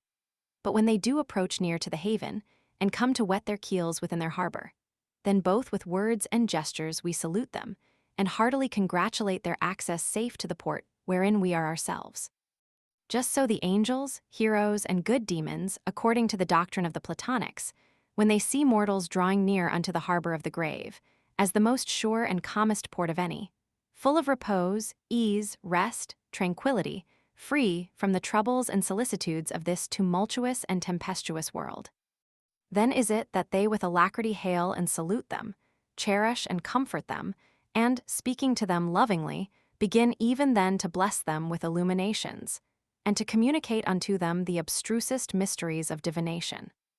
I will not offer here to confound your memory by quoting antique examples of Isaac, of Jacob, of Patroclus towards Hector, of Hector towards Achilles, of Polymnestor towards Agamemnon, of Hecuba, of the Rhodian renowned by Posidonius, of Calenus the Indian towards Alexander the Great, of Orodes towards Mezentius, and of many others. It shall suffice for the present that I commemorate unto you the learned and valiant knight and cavalier William of Bellay, late Lord of Langy, who died on the hill of Tarara, the 10th of January, in the climacteric year of his age, and of our supputation 1543, according to the Roman account. The last 3 or 4 hours of his life he did employ in the serious utterance of a very pithy discourse, whilst with a clear judgment and spirit void of all trouble he did foretell several important things, whereof a great deal is come to pass, and the rest we wait for. Howbeit, his prophecies did at that time seem unto us somewhat strange, absurd, and unlikely, because there did not then appear any sign of efficacy enough to engage our faith to the belief of what he did prognosticate. We have here, near to the town of Vilomer, a man that is both old and a poet, to wit, Raminagribus, who to his second wife espoused my lady Broadsoe, on whom he begot the fair Bassuch. It hath been told me he is a-dying, and so near unto his latter end that he is almost upon the very last moment, point, and article thereof. Repair thither as fast as you can, and be ready to give an attentive ear to what he shall chant unto you.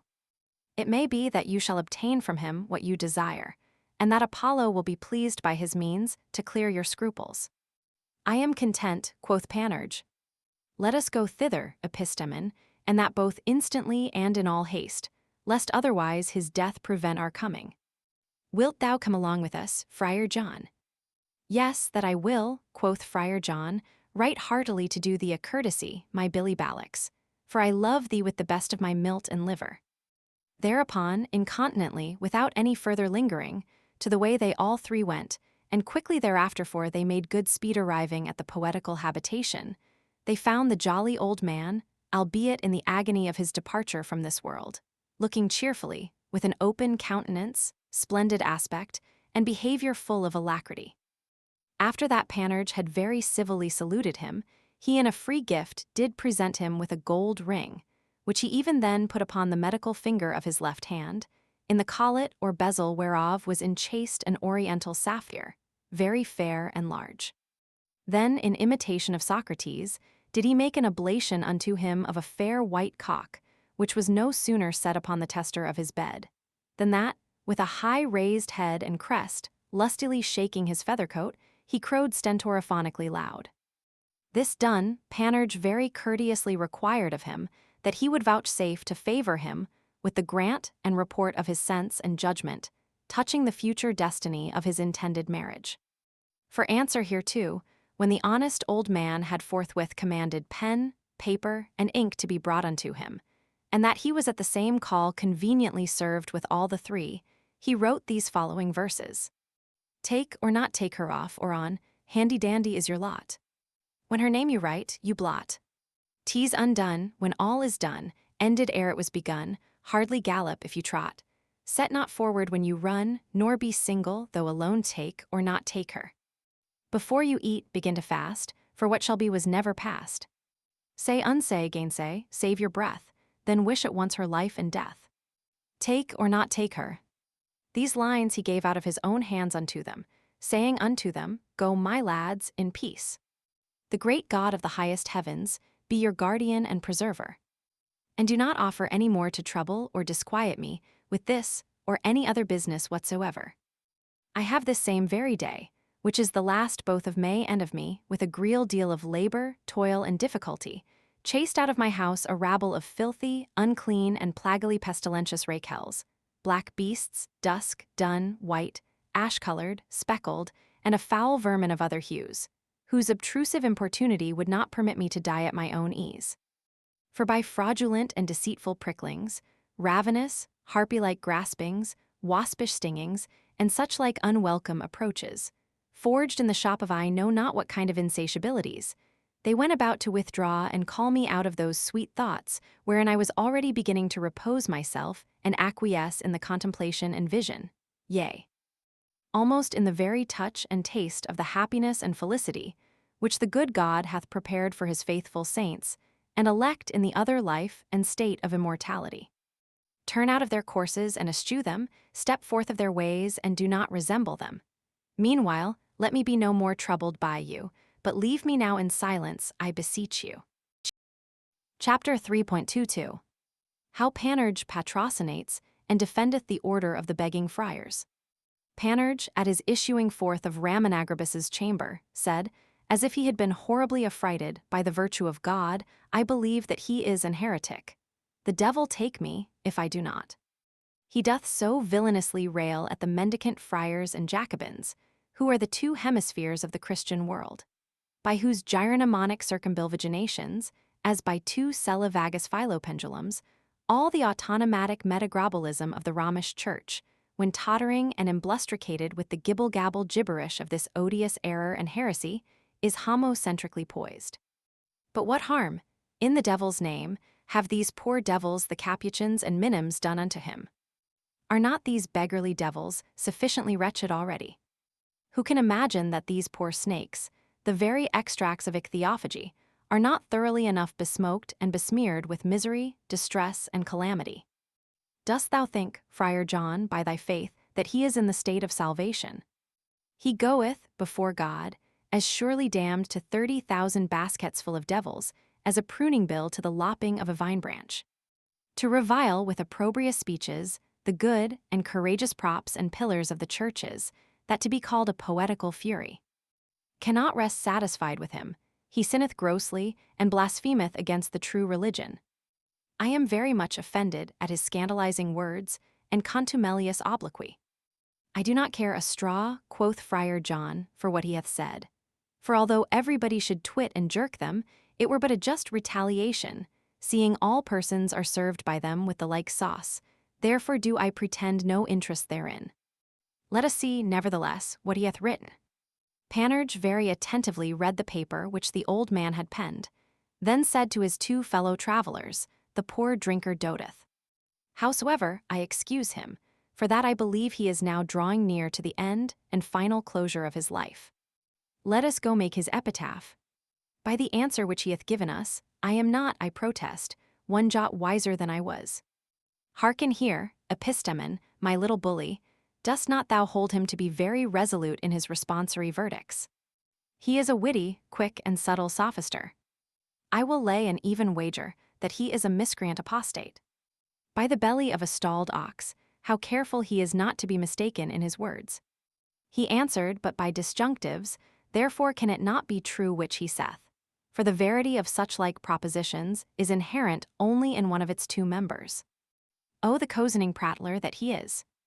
I wonder if Santiago of Brescia be one of these cogging shirks.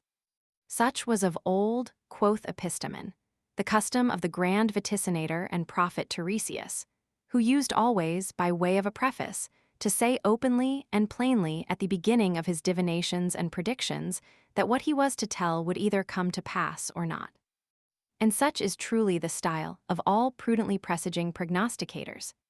He was nevertheless, quoth Panurge, so unfortunately misadventurous in the lot of his own destiny, that Juno thrust out both his eyes.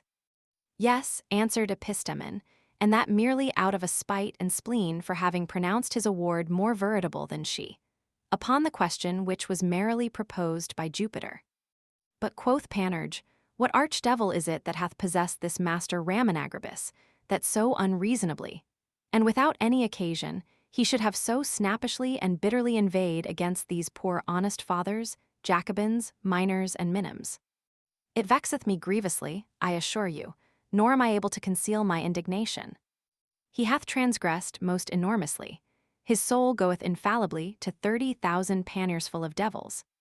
I understand you not, quoth epistemen, and it disliketh me very much that you should so absurdly and perversely interpret that of the friar mendicants which by the harmless poet was spoken of black beasts, dun, and other sorts of other colored animals.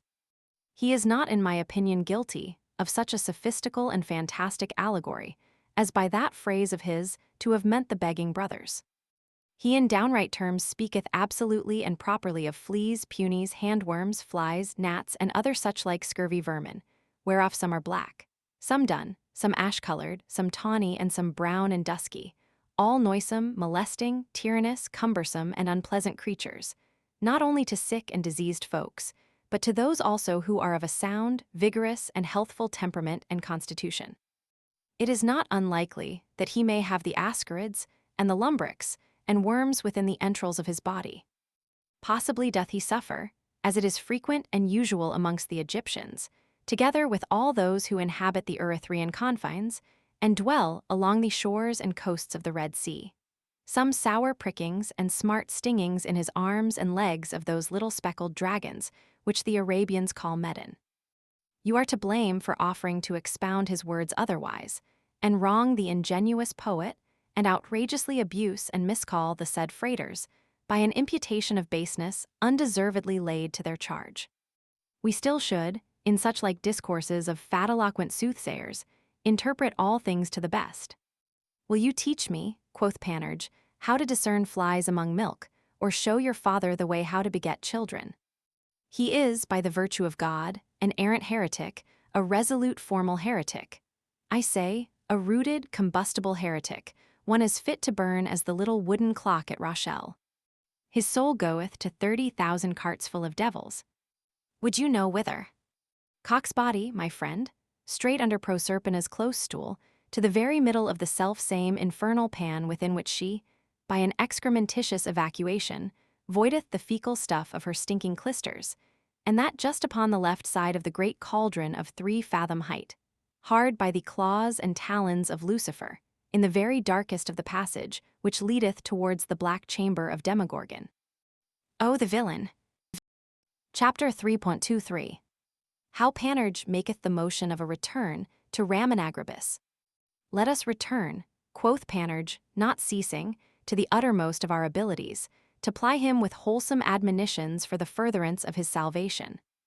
Let us go back for God's sake, let us go in the name of God. It will be a very meritorious work, and of great charity in us to deal so in the matter, and provide so well for him that, albeit he come to lose both body and life, he may at least escape the risk and danger of the eternal damnation of his soul. We will by our holy persuasions bring him to a sense and feeling of his escapes, induce him to acknowledge his faults, move him to a cordial repentance of his errors, and stir up in him such a sincere contrition of heart for his offenses as will prompt him with all earnestness to cry mercy, and to beg pardon at the hands of the good fathers, as well of the absent as of such as are present. Whereupon we will take instrument formally and authentically extended, to the end he be not, after his decease, declared an heretic, and condemned, as were the hobgoblins of the provost's wife of Orleans, to the undergoing of such punishments, pains, and tortures as are due to and inflicted on those that inhabit the horrid cells of the infernal regions. And withal incline, instigate, and persuade him to bequeath and leave in legacy, by way of an amends and satisfaction for the outrage and injury done to those good religious fathers throughout all the convents, cloisters, and monasteries of this province. Many bribes, a great deal of mass singing, store of obits, and that sempiternally, on the anniversary day of his decease, every one of them all be furnished with a quintuple allowance. And that the great Borachio replenished with the best liquor trudge apace along the tables, as well of the young duckling monquitos, lay brothers, and lowermost degree of the abbey lubbards, as of the learned priests and reverend clerks, the very meanest of the novices and miscients, unto the order being equally admitted to the benefit of those funerary and obsequial festivals with the aged rectors and professed fathers. This is the surest ordinary means whereby from God he may obtain forgiveness. Ho, ho, I am quite mistaken. I digress from the purpose and fly out of my discourse, as if my spirits were a wool gathering. The devil take me, if I go thither. Virtue God. The chamber is already full of devils. Oh, what a swinging, thwacking noise is now amongst them. Oh, the terrible coil that they keep. Hearken, do you not hear the rustling, thumping bustle of their strokes and blows, as they scuffle with one another, like true devils indeed, who shall gulp up the Raminagribus soul, and be the first bringer of it, whilst it is hot, to Monsieur Lucifer. Beware and get you hence. For my part, I will not go thither. The devil roast me if I go. Who knows but that these hungry mad devils may in the haste of their rage and fury of their impatience take a qui for a quo, and instead of Raminagribus, snatch up poor Panurge frank and free. Though formerly, when I was deep in debt, they always failed. Get you hence. I will not go thither. Before God, the very bare apprehension thereof is like to kill me. To be in a place where there are greedy, famished, and hunger-starved devils, amongst factious devils amidst trading and trafficking devils, oh, the Lord preserve me. Get you hence. I dare pawn my credit on it, that no Jacobin, Cordelier, Carmelite, Capuchin Theatin, or Minim will bestow any personal presence at his interment. The wiser they, because he hath ordained nothing for them in his latter will and testament. The devil take me, if I go thither. If he be damned, to his own loss and hindrance be it. What the deuce moved him to be so snappish, and depravedly bent against the good fathers of the true religion? Why did he cast them off, reject them, and drive them quite out of his chamber, even in that very nick of time when he stood in greatest need of the aid, suffrage, and assistance of their devout prayers and holy admonitions? Why did not he by testament leave them, at least, some jolly lumps and cantles of substantial meat, a parcel of cheek-puffing victuals, and a little belly timber and provision for the guts of these poor folks, who have nothing but their life in this world? Let him go thither who will, the devil take me if I go, for, if I should, the devil would not fail to snatch me up. Cancro. Ho, the pox. Get you hence, Friar John. Art thou content that 30,000 wainload of devils should get away with thee at this same very instant? If thou be, at my request do these 3 things. First, give me thy purse. For besides that thy money is marked with crosses, and the cross is an enemy to charms, the same may befall to thee which not long ago happened to John Dodden, collector of the excise of Cowdray, at the ford of Veed, when the soldiers broke the planks. This moneyed fellow, meeting at the very brink of the bank of the ford with Friar Adam Crankcod, a Franciscan observantin of Meyerbow, promised him a new frock, provided that in the transporting of him over the water he would bear him upon his neck and shoulders, after the manner of carrying dead goats. For he was a lusty, strong-limbed, sturdy rogue.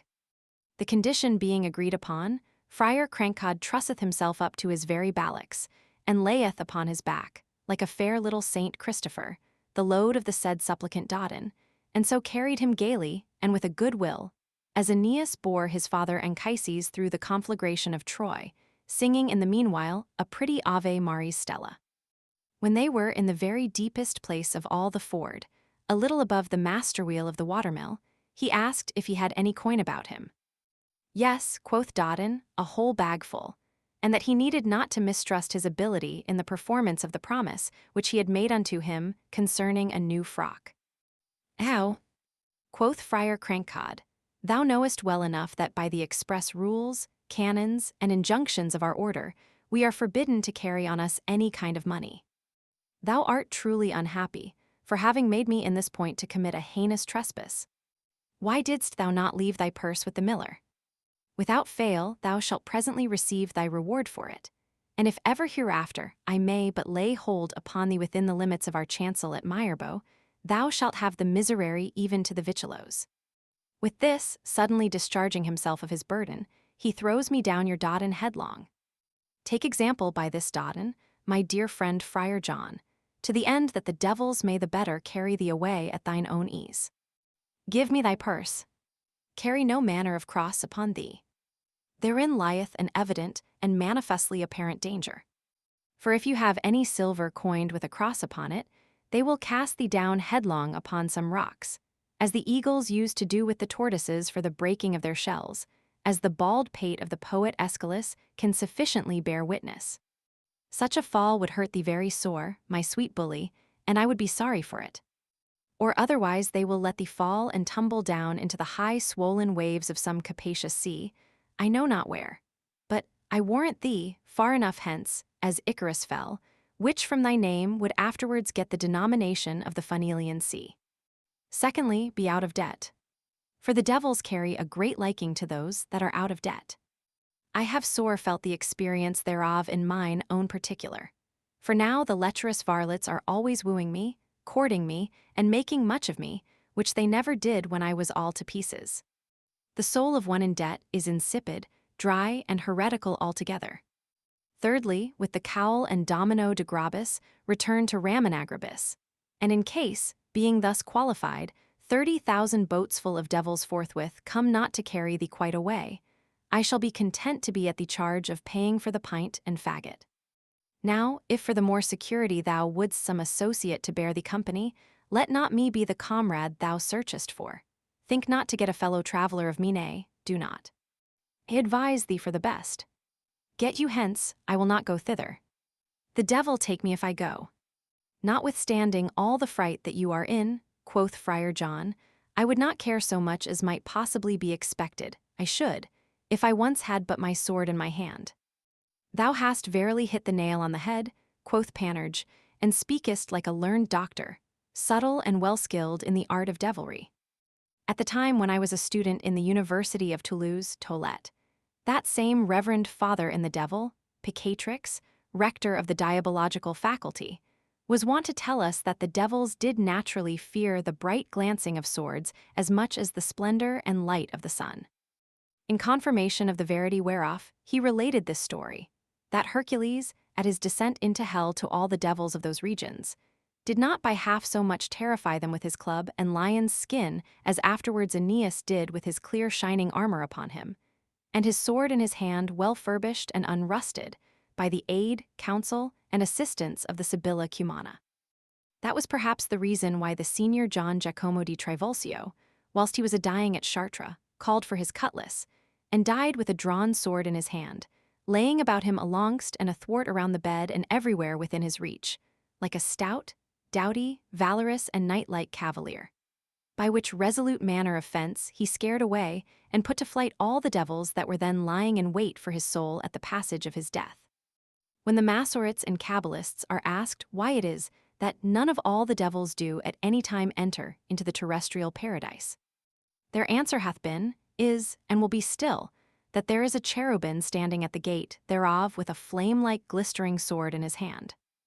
Although, to speak in the true diabological sense or phrase of Toledo, I must needs confess and acknowledge that veritably the devils cannot be killed or die by the stroke of a sword, I do nevertheless avow and maintain, according to the doctrine of the said diabology, that they may suffer a solution of continuity, as if with thy shable thou shouldst cut athwart the flame of a burning fire, or the gross opacous exhalations of a thick and obscure smoke, and cry out like very devils at their sense and feeling of this dissolution, which in real deed I must aver and affirm is devilishly painful, smarting, and dolorous. When thou seest the impetuous shock of two armies, and vehement violence of the push in their horrid encounter with one another, dost thou think, Balicasso, that so horrible a noise as is heard there proceedeth from the voice and shouts of men, the dashing and jolting of harness, the clattering and clashing of armies, the hacking and slashing of battle-axes, the justling and crashing of pikes, the bustling and breaking of lances, the clamor and shrieks of the wounded, the sound and din of drums, the clangor and shrillness of trumpets, the neighing and rushing in of horses, with the fearful claps and thundering of all sorts of guns, from the double cannon to the pocket pistol inclusively. I cannot goodly deny, but that in these various things, which I have rehearsed there may be somewhat occasionative of the huge yell and tintamarre of the two engaged bodies. But the most fearful and tumultuous coil and stir, the terriblest and most boisterous garble and hurry, the chiefest rustling black santus of all, and most principal hurly-burly springeth from the grievously clangorous howling and lowing of devils, who pell-mell, in a hand-overhead confusion, waiting for the poor souls of the maimed and hurt soldiery, receive unawares some strokes with swords, and so by those means suffer a solution of and division in the continuity of their aerial and invisible substances, as if some lackey, snatching at the lard slices stuck in a piece of roast meat on the spit, should get from Mr. Greasifist a good rap on the knuckles with a cudgel. They cry out and shout like devils, even as Mars did when he was hurt by Diomedes at the siege of Troy, who, as Homer testifieth of him, did then raise his voice more horrifically loud and sonoriferously high than 10,000 men together would have been able to do. What maketh all this for our present purpose? I have been speaking here of well-furbished armor and bright shining swords. But so is it not, Friar John, with thy weapon. For by a long discontinuance of work, cessation from labor, desisting from making it officiate, and putting it into that practice wherein it had been formerly accustomed, and, in a word, for want of occupation, it is, upon my faith, become more rusty than the keyhole of an old powdering tub. Therefore it is expedient that you do one of these two things.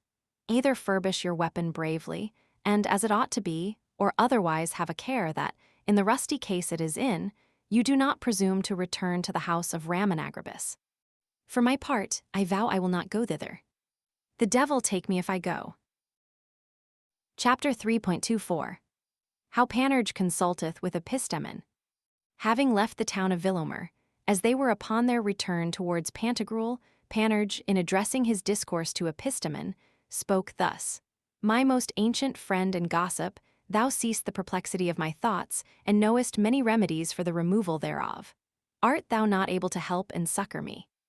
Epistemon, thereupon taking the speech in hand, represented unto Panurge how the open voice and common fame of the whole country did run upon no other discourse, but the derision and mockery of his new disguise.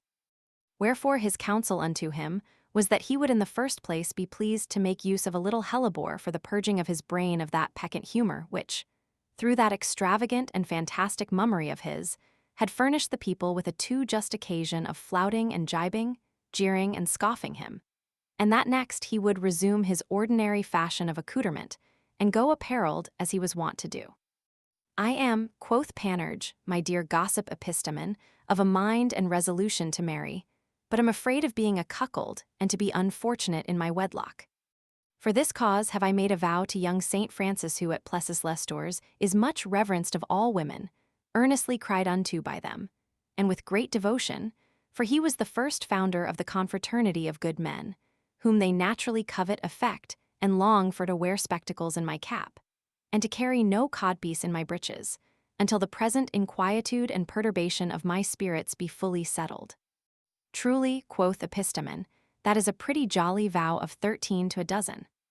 It is a shame to you, and I wonder much at it, that you do not return unto yourself, and recall your senses from this their wild swerving and straying abroad to that rest and stillness which becomes a virtuous man. This whimsical conceit of yours brings me to the remembrance of a solemn promise made by the shag-haired Argives, who, having in their controversy against the Lacedaemonians for the territory of Thyrea, lost the battle which they hoped should have decided it for their advantage, vowed to carry never any hair on their heads, till prealably they had recovered the loss of both their honor and lands. As likewise to the memory of the vow of a pleasant Spaniard called Michael Doris, who vowed to carry in his hat a piece of the shin of his leg, till he should be revenged of him who had struck it off. Yet do not I know which of these two deserveth most to wear a green and yellow hood with a hare's ears tied to it, either the aforesaid vainglorious champion, or that Ingarant, who having forgot the art and manner of writing histories set down by the Samosatian philosopher, maketh a most tediously long narrative and relation thereof. For, at the first reading of such a profuse discourse, one would think it had been broached for the introducing of a story of great importance and moment concerning the waging of some formidable war, or the notable change and mutation of potent states and kingdoms. But in conclusion, the world laugheth at the capricious champion, at the Englishman who had affronted him, as also at their scribbler Ingarant, more drivelling at the mouth than a mustard pot. The jest and scorn thereof is not unlike to that of the Mountain of Horace, which by the poet was made to cry out, and lament most enormously as a woman in the pangs and labor of childbirth, at which deplorable and exorbitant cries and lamentations, the whole neighborhood being assembled in expectation to see some marvelous monstrous production, could at last perceive no other but the paltry, ridiculous mouse. Your mousing, quoth Panurge, will not make me leave my musing why folks should be so frumpishly disposed, seeing I am certainly persuaded that some flout who merit to be flouted at. Yet, as my vow imports, so will I do. It is now a long time since, by Jupiter Philos, a mistake of the translators, 1000, we did swear faith and amity to one another. Give me your advice, Billy, and tell me your opinion freely, should I marry or no. Truly, quoth Epistomen, the case is hazardous, and the danger so eminently apparent that I find myself too weak and insufficient to give you a punctual and peremptory resolution therein. And if ever it was true that judgment is difficult in matters of the medicinal art, what was said by Hippocrates of Lango, it is certainly so in this case. True it is that in my brain there are some rolling fancies, by means whereof somewhat may be pitched upon of a seeming efficacy to the disentangling your mind of those dubious apprehensions wherewith it is perplexed, but they do not thoroughly satisfy me.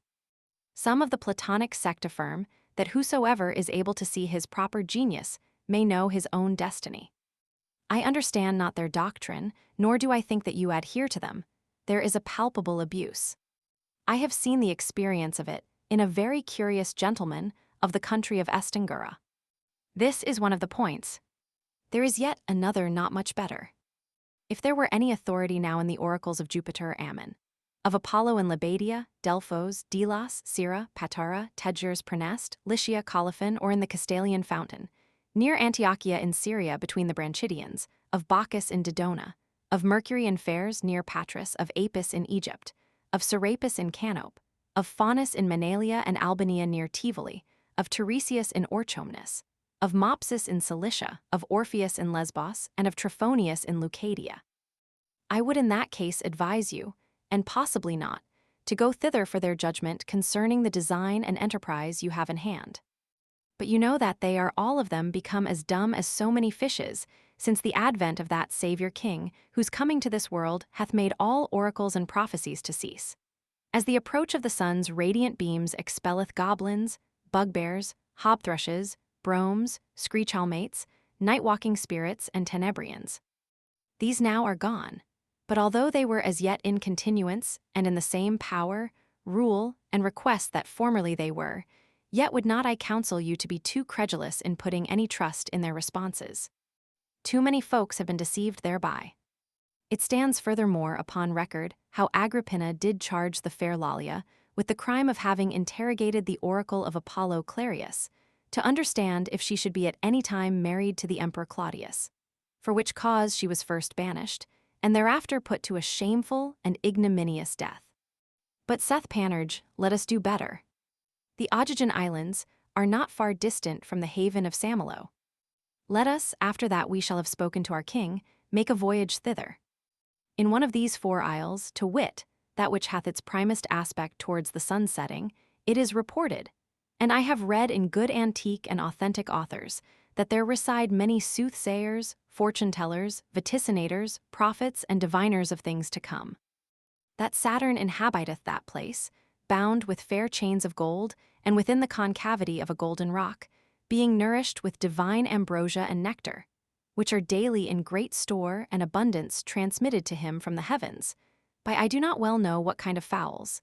It may be that they are the same ravens which in the deserts are said to have fed St. Paul. The first hermit he very clearly foretelleth unto everyone who is desirous to be certified of the condition of his lot what his destiny will be, and what future chance the fates have ordained for him. For the Parsi, or weird sisters, do not twist, spin, or draw out a thread, nor yet doth Jupiter perpend, project, or deliberate anything which the good old celestial father knoweth not to the full, even whilst he is asleep. This will be a very summary abbreviation of our labor, if we but hearken unto him a little upon the serious debate and canvassing of this my perplexity. That is, answered Epistemon, a gullery too evident, a plain abuse and fib too fabulous. I will not go, not I will not go.